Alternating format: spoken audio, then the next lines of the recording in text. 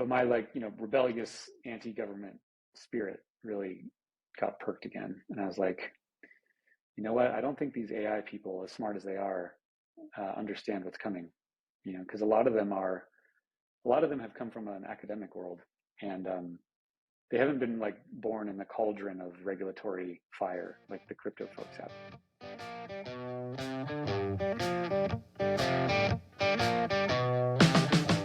Welcome to the ATX DAO podcast, the hub for exploring the forefront of blockchain technology and Austin's Web3 community. Your hosts, Nick, Mason, Luke, and Ash, connect you with innovators within ATX DAO and beyond as we venture into the world of decentralized technology. So crack open a beer and join us for a front row seat to learn about the innovations and trends shaping our digital future. This is the ATX DAO podcast. So Eric, I was asking before we started, should we even ask you to give an intro, or should we assume everybody knows who you are? We figured probably best, just for those who may not have heard about you, to do a quick intro. So can we start with that? For the two people left in crypto who haven't heard about you, or who haven't watched your permissionless talk. Crypto is growing. There's a ton of people that have no idea who I am. I think that's always a good sign, right? Like, if every person I meet has already met me before, that means that the industry is not growing anymore. Yeah, so, I would say probably most people in crypto don't know who I am, but let's do a quick intro and fix that. I'm Erik Voorhees. I've been in Bitcoin since 2011, which makes me an old man. I got interested because basically I felt like the money system of the world was broken, primarily because it's centrally planned and controlled, which seems very Soviet to me. Like to centrally plan money is appropriate, I would think, for the USSR, but not for America.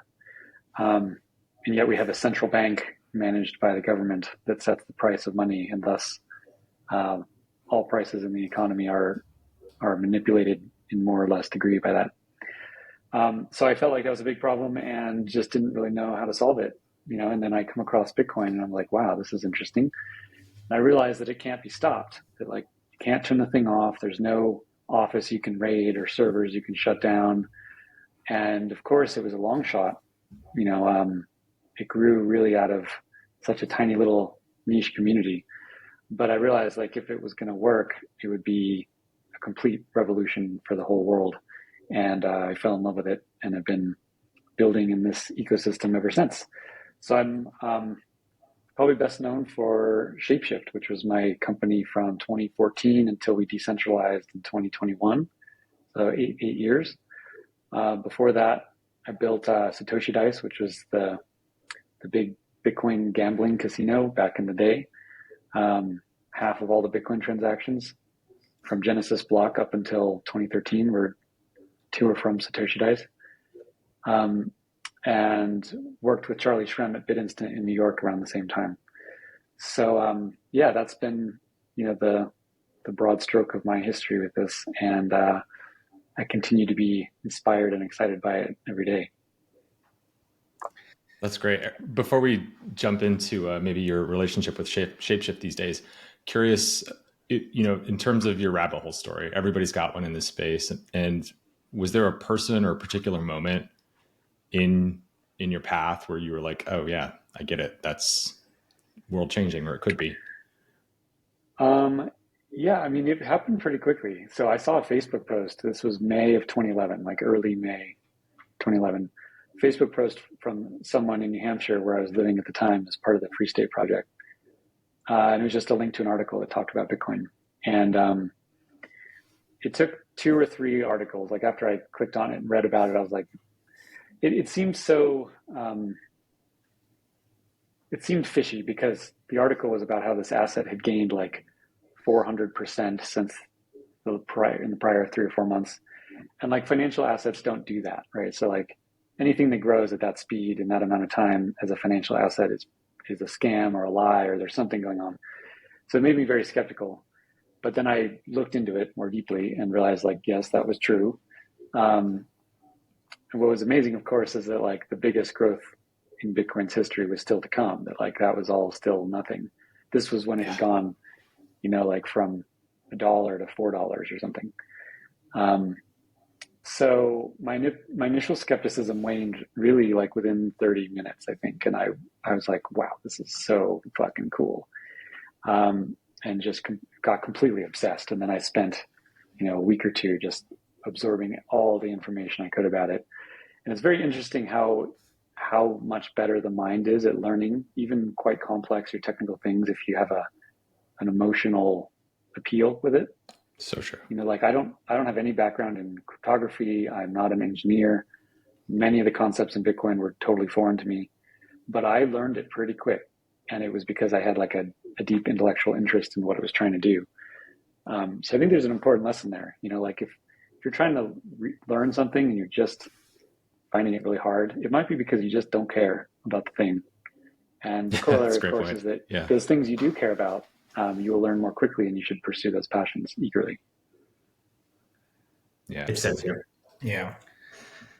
Curiosity really is that Promethean fire, right? That's why I dropped out of college. Yes. Yeah. So I would love to ask a few questions about ShapeShift and your relationship with it these days. For those that don't know, I had the pleasure of working with Erik at ShapeShift starting in 2018. And I can hands down say Erik was the best CEO that I ever worked for, not just because he was the only CEO that I worked for. He was awesome. So I was also the worst. I didn't think about that. The first and last. But Erik was amazing. He was just as approachable as a CEO as he was as a person at an AI conference. And you made history when you announced in 2021 that you were stepping down as CEO and handing over ShapeShift to the community and launching a DAO. So I'm curious, what is your relationship to ShapeShift like these days? Yeah, so when we decided to decentralize, I had to kind of do a lot of deep thinking about like, what do I want my role to be? I wouldn't be formally CEO anymore because there was no corporation. But by default, I would probably still be like leading it unless I took action to do something else. And for two reasons, like I stepped largely aside. One was it had been like an 8-year slog and I really needed a break and some downtime and like reassess the world around me. So that was part of it. And that was just like a natural transition point. But also for it to be decentralized, it really needed to form like a new structure. And it couldn't just be like the same structure that we had as a centralized corporation, but now we're a DAO with all the same people in charge. And so I was like, I need to, if for no other reason, like step back from a formal leadership role in that regard, so that this organism, can form in a new way as a decentralized creature. So really for both those reasons, like I stepped way back. I'm very likely still the biggest Fox token holder. And still like it's, less than 5%. So it was very decentralized in that regard from the beginning. And I, promised myself, and I think the community, that I would, never just like throw my weight around with the tokens I had to sway the votes. So I vote, fairly often, but always with a minority of the tokens, and have largely just kind of stepped aside and watch it grow organically as a new DAO. So that's the situation now. I'm a user. Like it's the mobile wallet that I have on my desktop, and one of the two main wallets I use on my mobile, and one of the two main wallets I use on my computer as well. So a user and a fan, but no formal or informal leadership role at all. Wait, that's really cool. They're using. Probably just MetaMask on its own, I would say. It's like the other Fox. Yeah. I only use wallets that have foxes as their logos. Nice. That's a really interesting transition, Erik, to the DAO structure. I guess my question around that is, through that process for you personally or for ShapeShift before it was transitioned to a DAO, was there any turbulence along the way, or any things that you had to work through that were personally or organizationally difficult to navigate? Yeah.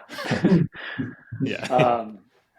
Organizationally, it was really tricky because, so I think we can claim to be the the first VC-backed, normally structured company that decentralized itself completely. And to do that, there were basically 3 constituencies that had to be made better off by us doing it. Those 3 were our users, our customers, the employees, and our investors. Like if any of those 3 groups got screwed by the transition into a DAO, I wouldn't have felt good about it. So that meant for like the shareholders, they needed to get a return on their money that they had invested in ShapeShift. For the employees, it meant that they needed to get, a decent chunk of the new token in the Fox token, and that they would have an opportunity if they wished, to continue contributing in a meaningful way to the DAO. And then for the users, the customers, it meant for them that they needed to have a continuity of their app. We couldn't like turn the service off for 6 months while we restructured everything.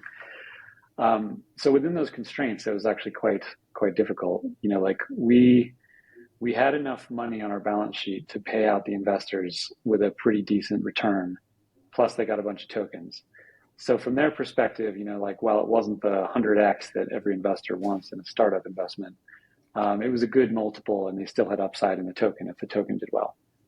And they were, thankfully very open-minded to this new structure. Like you can imagine a lot of VCs, especially a couple of years ago, would have been, kind of horrified by the idea that you would just dismantle the corporation. Yeah.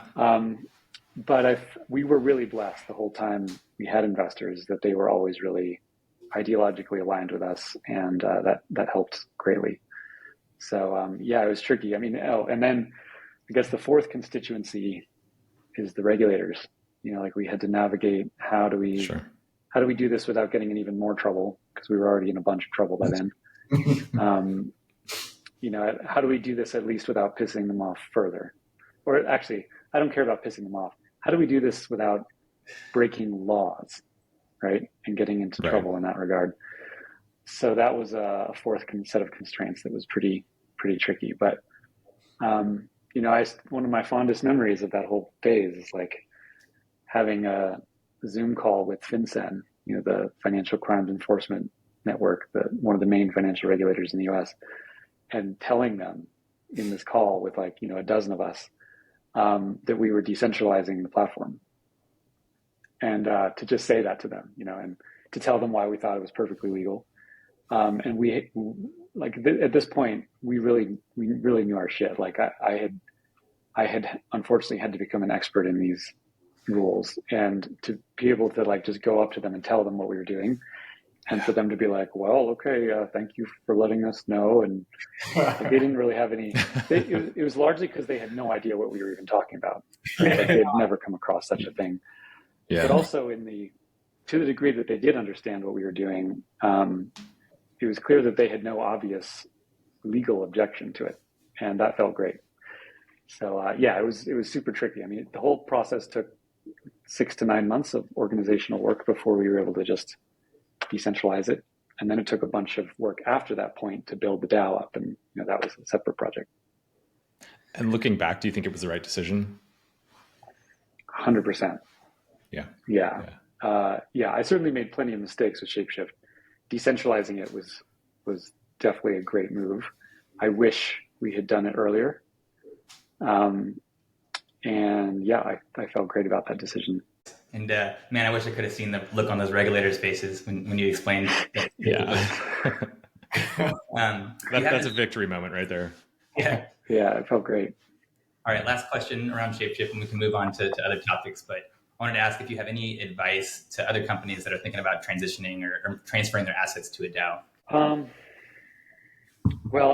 Actually, I'd put them in touch with you, Willie, because you were instrumental in helping us do that. I think our decision to decentralize came in no small part from you as a genesis, and both in the idea of it and in the execution, you were invaluable. So first suggestion is talk to Willie, because he really knows this stuff like in the trenches and the tooling to do it.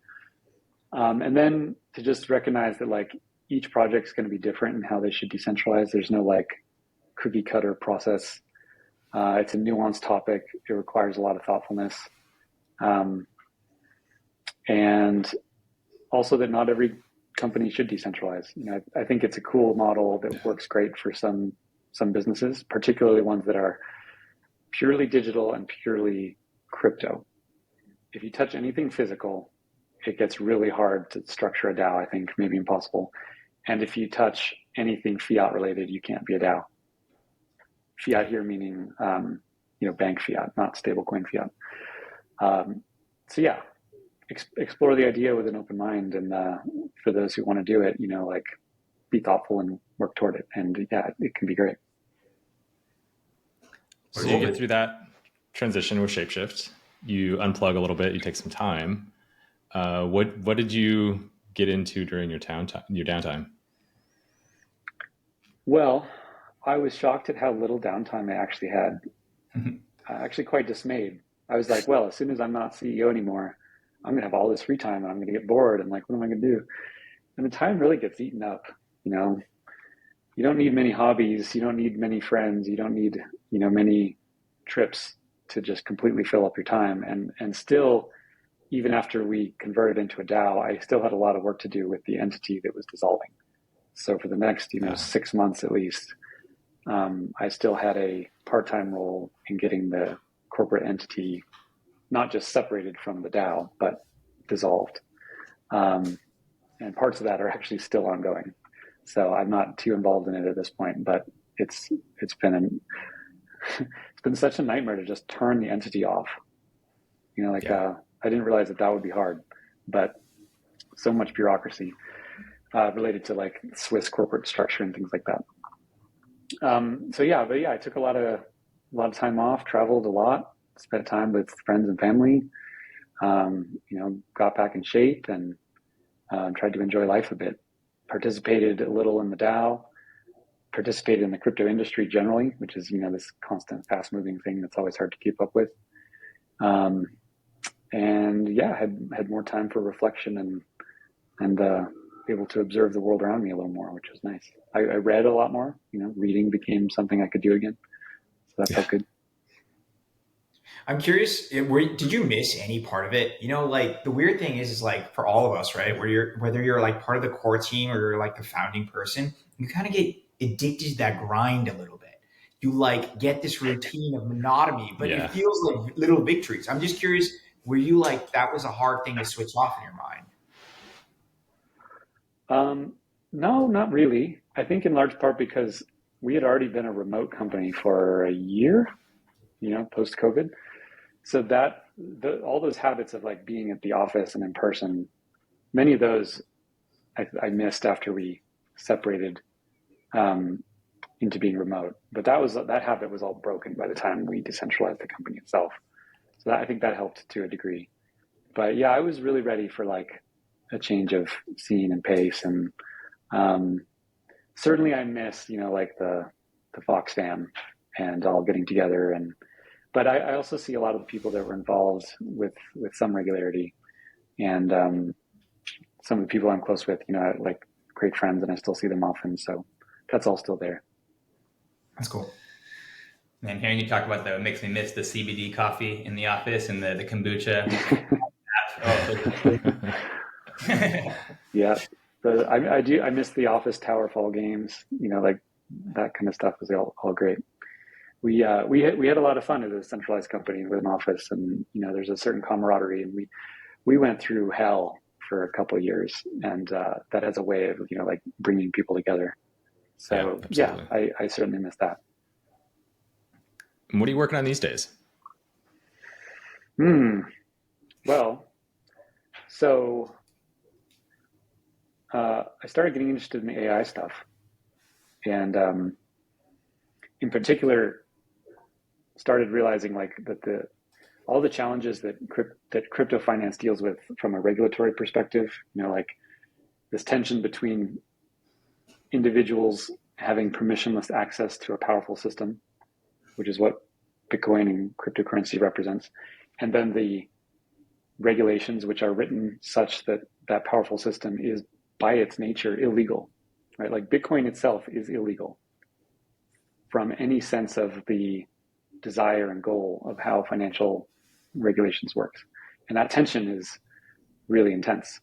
And I care about permissionless systems very deeply. I believe that if a person is not even accused of a crime, they should be free. They shouldn't be spied on. They should just be free. If they've not harmed someone else or even been accused of harming someone else, they should obviously just be free. Like, I don't know why that's such an extreme position to take. Like, that makes me a radical extremist by thinking that, which sucks. Right. Yeah. But, you know, that's one of my core principles. And so when I started learning about generative AI and seeing like how powerful that was, at first it was just like a cool toy that I was like enjoying playing with. But of course, anything interesting, the government wants to get its hands on. And I started seeing the trajectory of, you know, large language model inference being pulled into the gravitational well of regulations. And this came to a head back in the fall with the executive order from the US government basically saying like, they're going to cap the parameters of models. They're going to likely require licensing of AI companies in various ways. People have not paid enough attention to that executive order or the downstream regulations that will come, some starting as soon as this summer. But my like, you know, rebellious anti-government spirit really got perked again. And I was like, you know what? I don't think these AI people, as smart as they are, understand what's coming, you know, because a lot of them have come from an academic world, and they haven't been like born in the cauldron of regulatory fire like the crypto folks have. So long-winded answer, but basically I've gotten interested in AI, and in particular in helping AI be decentralized and thus permissionless. So I'm quite involved in a project called Morpheus, which hasn't launched yet, still in development, but it's essentially a decentralized AI network. No corporation involved, which I love. It's a decentralized project, open source from top to bottom. And it really like carries the ethos of crypto that I care about so much into the AI world. And so I wanted to contribute to that and help make it a thing. So that's where my focus is. Very cool. For the listeners out there, we did do another episode with David Johnston. He gave us a little bit of a high level on the issue, but I'm curious about your perspective on what's happening from a regulatory perspective and what this executive order means for the AI landscape. Can you just give us like the 40,000 foot? Yeah. So we'll just narrow the conversation to like generative AI, because AI is a broad field, right? Generative Sure. AI is basically like what people are used to using with ChatGPT, where you send in, you know, a question or you want an image, and the amazing AI machine sends you back an incredibly elaborate answer or an image that it created, you know, right on the moment.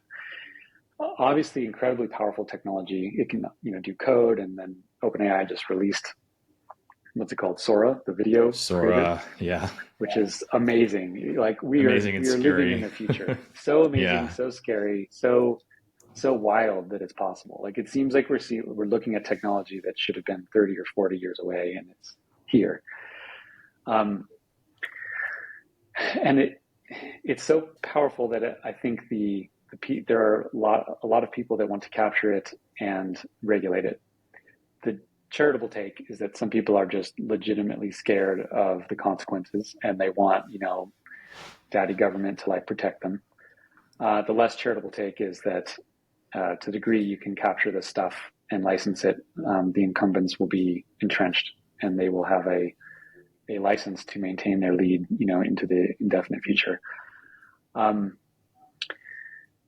And I think one of the ways this gets expressed is that the models that are trained, that people run inference against, are going to end up getting licensed. Or stated differently, you will be required to have a license to offer AI LLM inference service to customers. And that license will stipulate, you know, which models you can use. Those models, of course, will have to be government approved, which means they will be censored in small ways, large ways, benign ways, very dangerous ways. But you will only be able to access this kind of intelligent machine with the permission of the state, with the permission of politicians. And to me, that's wholly unethical. Like, there is no person in Washington that is such good of a person that they have the right to prevent me from accessing intelligence. Just like they should not have the right to prevent me from accessing books. Exact same thing.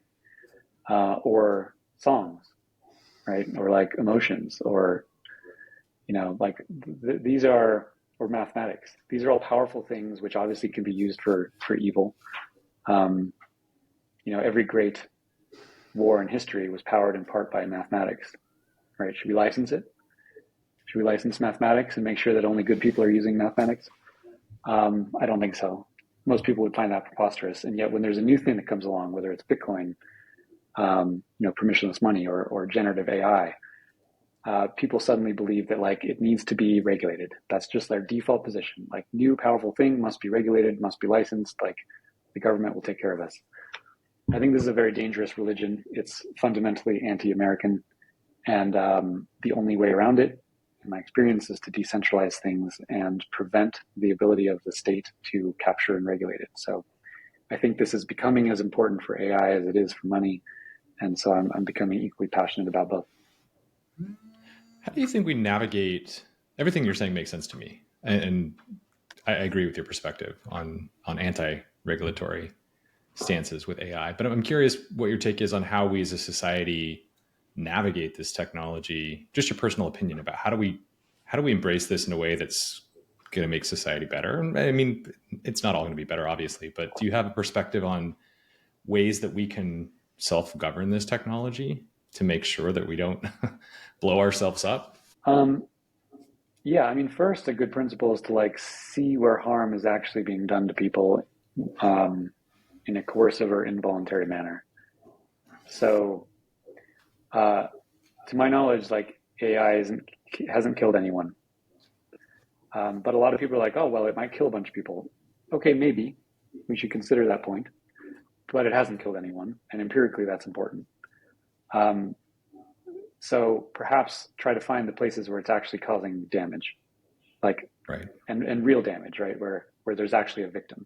Like, find where a victim is and then try to figure out reasonable rules to prevent more victims. Right. Blanket licensure because you don't want victims to happen in the future sounds good, but is first at best highly likely to thwart the growth of the industry. And the unseen cost of this, like when you curtail the advancement of a technology, all the benefits that would have occurred if it had been unleashed, or a large portion of the benefits don't happen, and you don't see that they don't happen. This is the concept of the unseen that the 19th century French philosopher Bastiat liked to popularize. You don't see what doesn't happen when you curtail a technology. You don't see the good stuff that would have happened that now didn't. And there's like something fundamentally, I think, immoral about preventing ourselves tomorrow and our future generations from those unseen benefits because we're afraid of unseen costs today. So like as a philosophical framework, I think that's a good place to start. Right. I'm a human. I don't want AI to wipe out humanity from the earth. Like, I don't think it will. There's a lot of scary sci-fi movies about this, but it hasn't actually caused any harm, any material harm yet. And just because someone loses their job because a better system comes along, that's not harm, right? Like, if you're going to argue that, then we should also get rid of shovels because they, prevented, they caused a lot of people that worked on the farm to get, to lose their jobs once you could dig with a shovel instead of your hands. Yeah. Tools are really important, and good tools will put a lot of people out of work. And that's actually incredibly important for productivity and bringing down the cost of living and making society wealthier. People that don't understand that basic premise of economics, like, fundamentally should be nowhere near regulations in the beginning because they're just going to screw up the economy and cause poverty. So, I'm kind of rambling, but that's a good start. Yeah, great take. So I guess like my next question is like, how do we just get involved? I mean, what are the different phases? You said it's like still in development. So like, what's the deal? What do we need to do? Get off the bench and like get in the game? You mean with Morpheus specifically? With Morpheus or with life, man. Like, yeah. I think so. For those who are interested in AI, which is most people these days, and who care about permissionless and open source AI, which is at least many people in the crypto world, a good way to start is just to like go learn about the open source models. Right, so everyone's aware of like OpenAI and ChatGPT and some of the big models from like Google, but there's a bunch of open source models that get created by big companies. Like, you know, Facebook has probably created the best one. Mistral is a big company in France that's produced a really good one. And then there's like hundreds or thousands of these models, and some of them are really, really good. And you can run these things on your own desktop computer with a pretty small degree of technical acuity. And so just to learn that can be done, like download one of these models from, you know, Olama and try it on your computer and just see how that works and how it compares to something like ChatGPT. Learning some of those tools, I think, is good. You know, like one of the best ways to learn Bitcoin back in the day is to just download a node and like get some Bitcoin and send it to someone. Use the thing, right? Same principle with a bicycle. I could tell you about a bicycle all day long. Like you could read a whole textbook on bicycles, but if you haven't just gotten on the bicycle, you're not going to understand it. So go try out open source AI tools as a good starting point.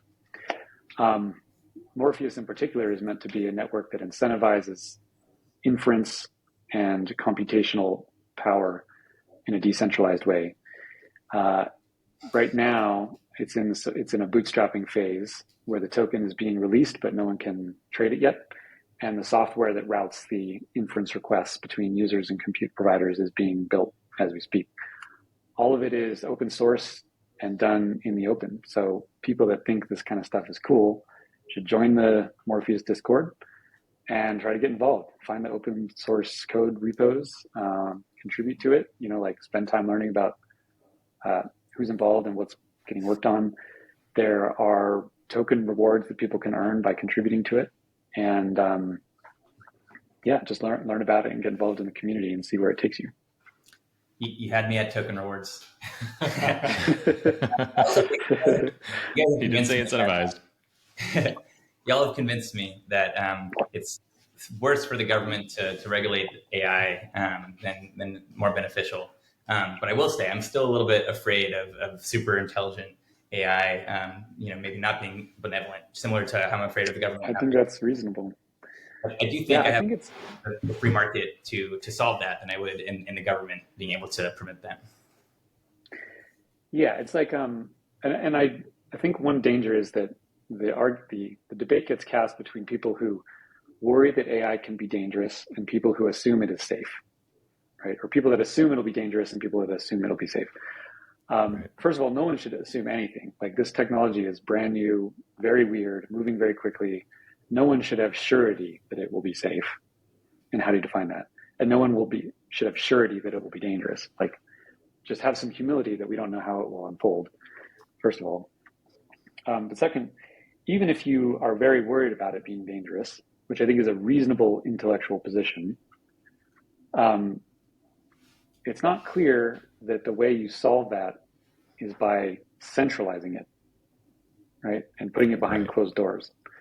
If you're worried about AI, or, to use Terminator, which is that great movie where the AI escaped and like destroyed humanity, the AI in that, the Skynet, as it was called, was created by a centralized closed source technology company called Cyberdyne, right, in the movie?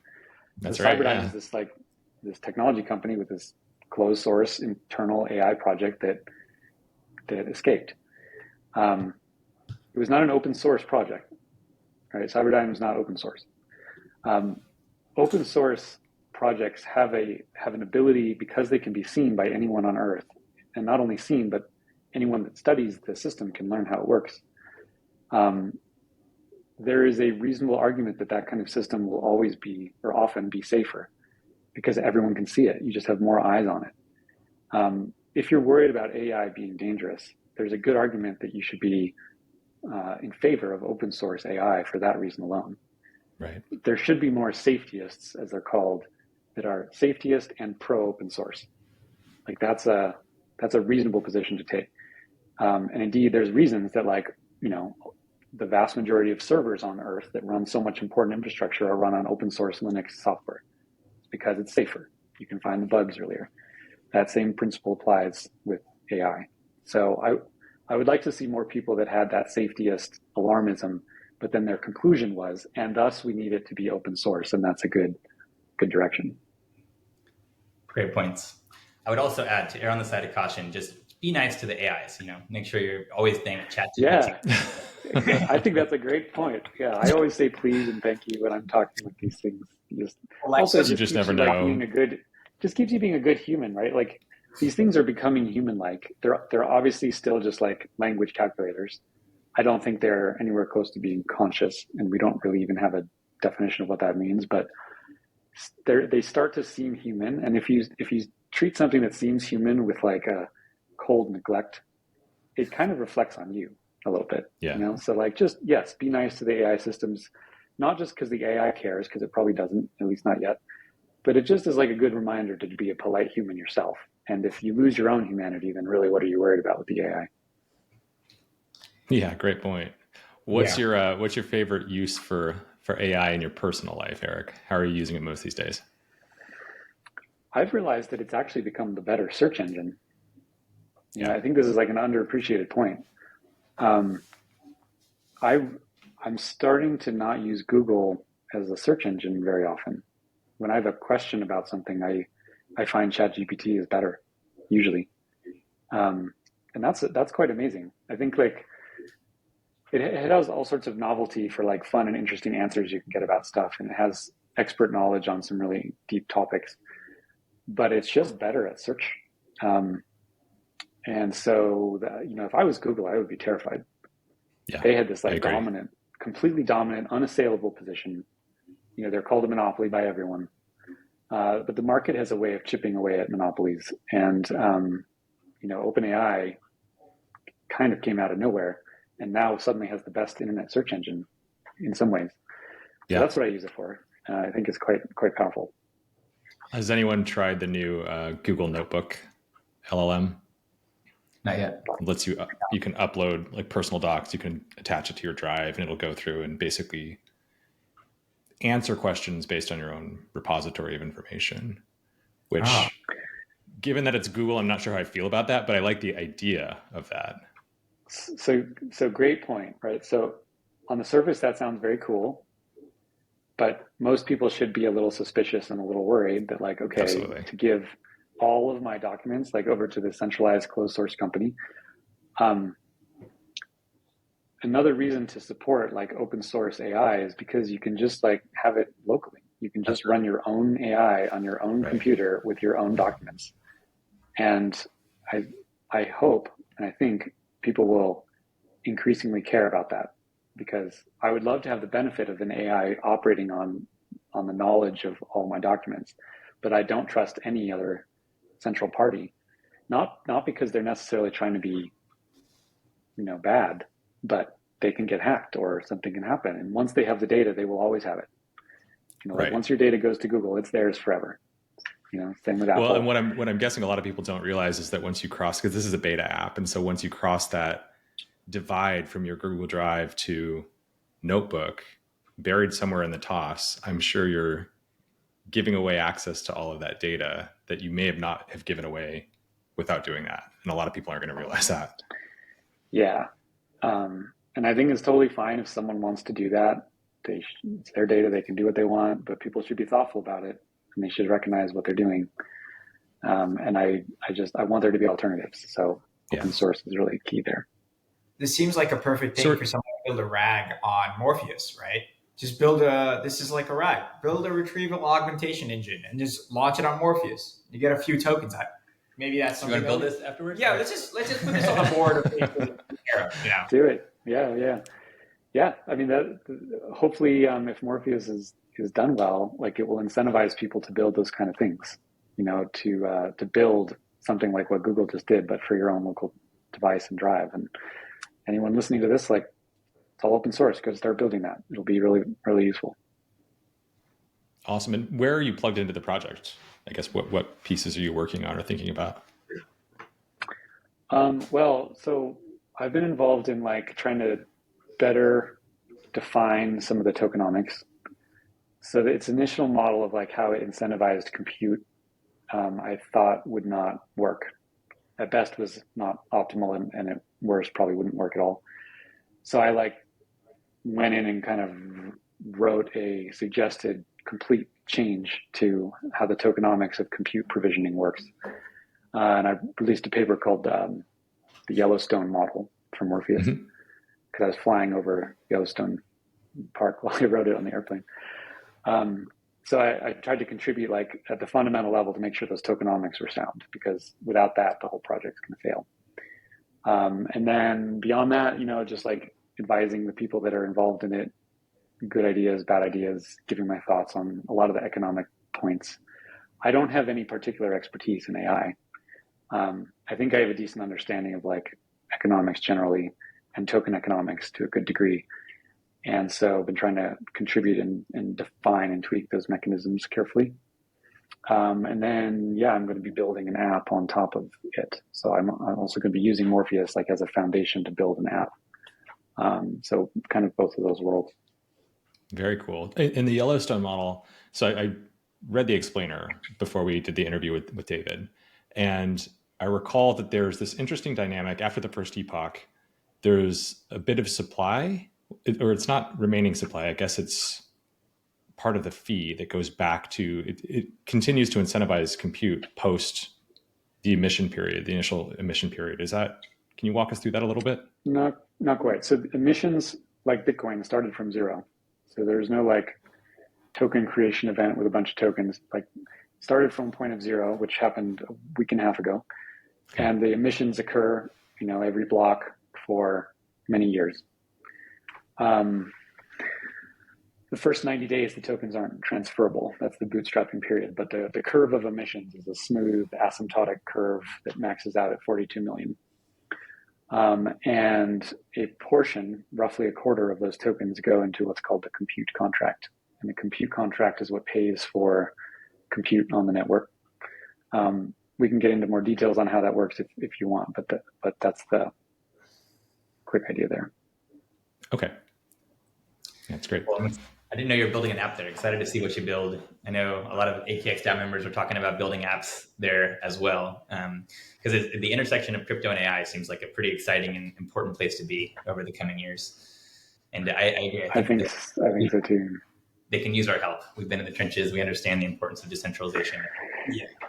I feel like the crypto guys are like the ones putting the wet work now. We're doing the dirty work. I feel like they're in their nice, beautiful towers of academia, and like now we really understand like this is how you deploy this, bro.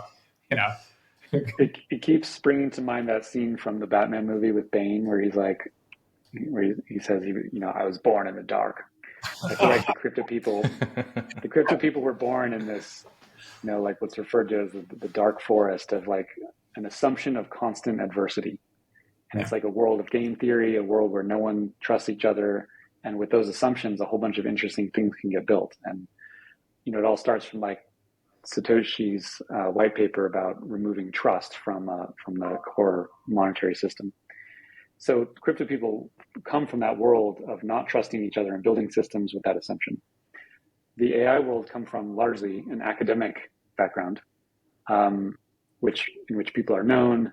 They trust each other. It hasn't been highly commercialized until very recently. And suddenly now, like it's going to become regulated and adversarial with various states, governments. So I feel like these two groups like really have a lot to teach each other.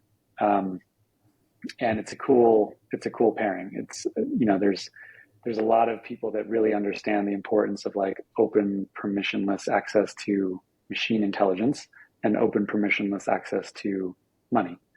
And the moral justification for both is really the same, but the systems to do it are also similar. And so there's good cross-pollination happening. I didn't realize we'd have to work with academics though. That makes it a little bit less appealing. Dude. Well, I think like the lab coats. Good point. Okay. I'm back in. Lab coats and flip-flops, bro. We're just trading the hoodies away. Great point. So I saw that you went to Antarctica recently. So I want to change subjects. What inspired that? Well, my girlfriend and I were invited to go to Antarctica by one of her friends, and it was never something I thought like I would do. I didn't even consider whether if that was a bucket list thing or not. I hadn't like conceived of a trip to Antarctica. But of course, hearing about the invitation, I was like, well, yes, I must go. So yeah, I was there about 3 weeks ago, 4 weeks ago, and it was incredible. Lots of people like go down to Antarctica on a cruise ship and they see the coast and they might go ashore for a few hours. We flew from Cape Town about 100 kilometers off the coast, or in the coast, camped there. It was like a very luxurious camp. We were definitely not roughing it. And then we did an overnight trip down actually to the South Pole, which is a whole additional thing. And that was, so like Cape Town to Antarctica, where our camp was a 5.5 hour flight. Flying later in a smaller turboprop plane from our camp to the South Pole was a 7.5 hour additional flight. Wow. South. So 7.5 hours in a turboprop? Yeah. That's like a long flight. It was a long, yeah. Wow. So Antarctica is massive. People don't realize it. It's a whole continent. It's very big, incredibly surreal and beautiful landscape. You know, it's like nothing else I've ever seen. And where we camped, you know, we were sitting on 1.5 miles thick of ice. You know, you're on a constant permanent glacier, and there's mountain peaks that come up even above that ice. But you have to realize that like the mountains go 1 or 2 kilometers further down that you can't even see because they're buried in the ice. So it's just a very, very strange and interesting place. There's no plants at all, other than some lichen on the rocks. There's a few birds. You know, there's some penguins near the coast. That's it. It's desolate, and it's beautiful, and it's a very special trip. Wow. Something just random question, but how quiet was it at the South Pole? Very quiet. There's no no hustle and bustle of the city. It's it's very surreal. Is there environmental noise like there? Burning Man in some ways. Environmental noise? What about penguins? Polar bears? I guess water, penguins, yeah. We were there a little late in the season for there to be many penguins, and they were not anywhere close to our camp anyway. An occasional sound of a bird, but very rarely. There's no polar bears in Antarctica. They're all at the North Pole. No, there's not really any animal sounds. It is silent and eerie. You should have left an iPod there with a solar panel that just plays like rain sounds, or like the Beastie Boys, like on just loop. be that guy. Yeah, I could be that guy. We did take a 24 hours straight. We did take a flag down to the South Pole, a Bitcoin flag. I need to post a picture of this. We took a Bitcoin flag and got a picture of it, like in the circle of all the national flags, like down at the South Pole. So probably the first Bitcoin flag to ever fly down there. That felt nice. Cool. This might be a dumb question, but I feel like you'll know. Is there any like regulatory body that governs Antarctica, or is it the wild, wild west? So a little of both. There was a treaty that happened like a few decades ago between like 8 or 9 countries, and essentially none of them can claim territory or deny each other access to it. And depending on where you are in Antarctica, the rules of those various partner countries could apply to you. So it's kind of a weird hybrid, but it's actually like a good example of international cooperation that has worked for decades.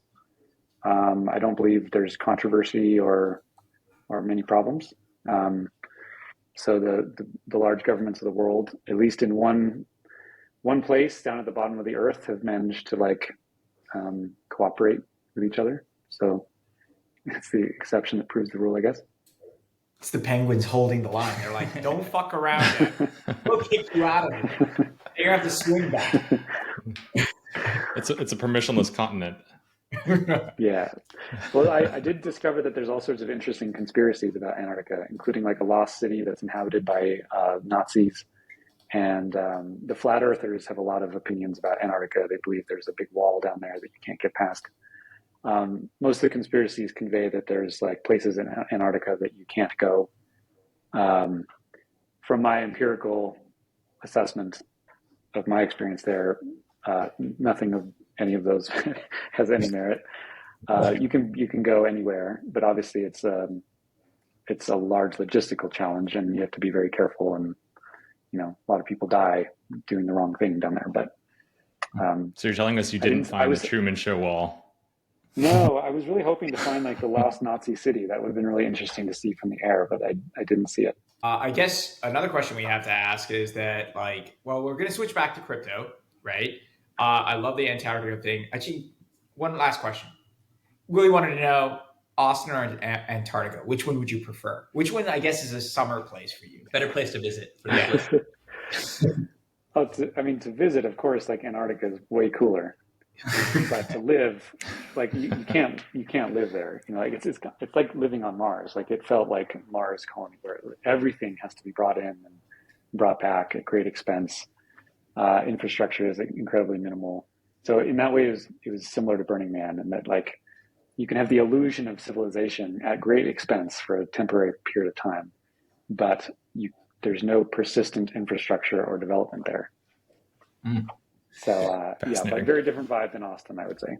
The way you're describing it, I feel like it's that James Bond, like the world is not enough ice castle, that just gets built up for whatever, and then like every year it just gets ruined. And they build it up again. But in this one, it was the space laser. There was actually like an ice bar that was created by the company that we were touring with. This was like a very nice. This could have been like a nightclub in northern Finland or something, like made entirely of ice with a bar, and like, so people do all sorts of really creative things in desolate wastelands, but none of it is permanent. And I think they have to rebuild that bar like every 2 years or so. And of course, while we were there, it was sunshine nonstop because it's the summer.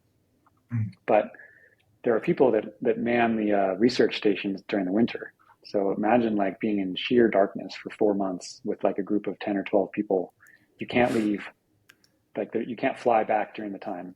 There was some crazy story that I learned about a woman. She was like the doctor with a team over the winter, and she developed breast cancer while she was there, and she ended up operating on herself, and like it was all fine. She did it, but it was intense. Like that's the kind of self-sufficiency that these people have, and to live in darkness for months sounds. I'd be willing to try it once, but I bet it's pretty scary and strange. I think I'll just stick to the Antarctic cruise. That might just be my thing, get out. Well, also I read like the Shackleton story while I was there. Oh yeah. Shackleton was this English explorer who tried to be the first team to trans-navigate the continent, and the excursion went horribly wrong. I won't ruin anything, but it's an incredible story of leadership and resilience and survival. And it just makes you realize like how easy we have it in the modern age. Right? Even the people that are at the research station, like they have diesel fuel and food, like aplenty. Like they have so many luxuries and things that we take for granted now, even in that situation. People in the past really, really were hardcore. Like we can't really at all understand like what humans normally dealt with and did. And we have it so comfortably now. And I think that's okay as long as we like appreciate it and think about it and realize where that comes from, and like that it's due to wealth and markets, and we should be grateful for that, and we should pay more attention to it. Yeah, 100%. Helps put it into perspective. So you've obviously been to some cool places, and I think you've probably visited a lot of crypto communities around the world. I'm curious, I know you've been to Austin's crypto scene. How does Austin's crypto scene compare to these other communities? We've got a lot of pride, but we also want to make it one of the top crypto scenes. So we're open for feedback for anything we can improve. I feel like it had a great vibe, like especially now that you have a couple of the big conferences happening down there. And Texas just has a different culture than much of the US, which I think it's not surprising to me that like one of the best crypto hubs in the US is in Texas. There's just a greater spirit of independence there that I wish was more common in the rest of the country. And so obviously that's going to mesh well with the spirit of permissionless finance. It's interesting that New York kind of like killed itself from a crypto perspective. Like it should have been the center of finance in the 21st century. It had all the momentum. It was certainly the center in the 20th century, But largely thanks to Ben Losky and the Bit license, back in 2013 or 14, the number of startups that are crypto there, like per capita, is so far below what it should be, and that loss has really been to the advantage of alternative cities, Austin being one of the main ones. We heard about these network states and these city DAOs. Curious if you have any thoughts just on the concept of city DAOs or potential for these network states. Yeah, network states are a cool idea. I love seeing people experimenting with like new forms of governance.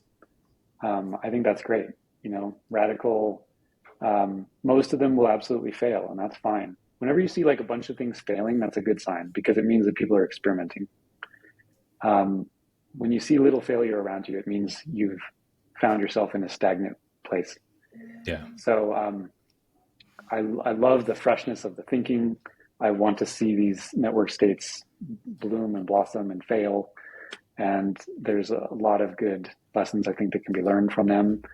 The large centralized nation state model, we can debate whether it was a good idea in the 20th century, but I think forms of governance change as technology changes, and smaller city-state models or online governance models and or DAOs, like I think there's a lot of wisdom in this stuff that will be apparent in the future, and so it's just starting now. It's been exciting to see that.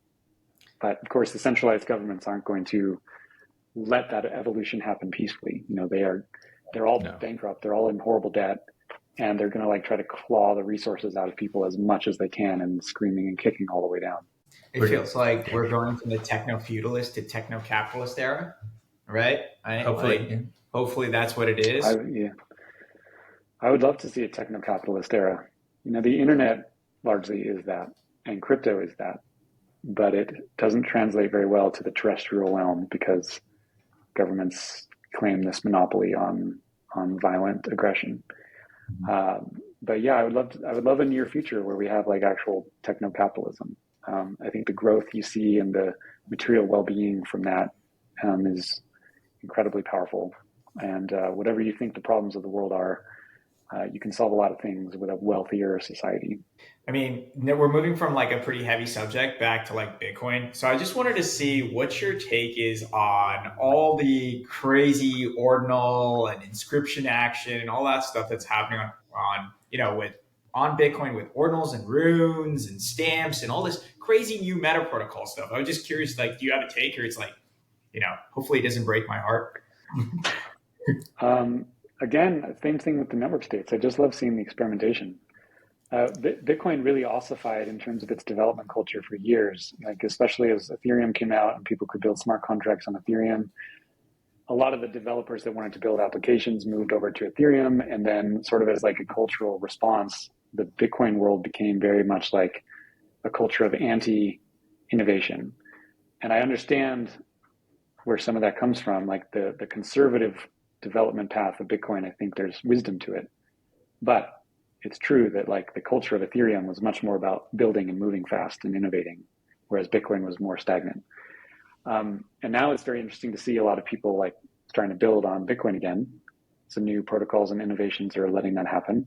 There's half a dozen credible projects trying to do an EVM on Bitcoin. I love all of it. And again, lots of it will fail, and that's totally cool. It's just great to see the innovation and, free markets and money and financial systems just moving so quickly. It's the regulators are so screwed. And the banks and the banks. Think of all the innovation that banks have had in the last 20 years, right? It's almost none. Mm-hmm. And yet, if you try to keep track of crypto projects and how much they change and all the new primitives getting built and what they're doing, it's just a different league. And banks are already obviously dinosaurs. The regulators are obviously they're regulating a world that has already moved beyond them. Or to use a metaphor, they're regulating the Earth when the most interesting parts of society have taken off in the rocket ships and they're now in space. Yeah. And as someone who vehemently despises the federal government, I love that. I love the impotence which over the coming years these regulators will just one by one start to understand about themselves.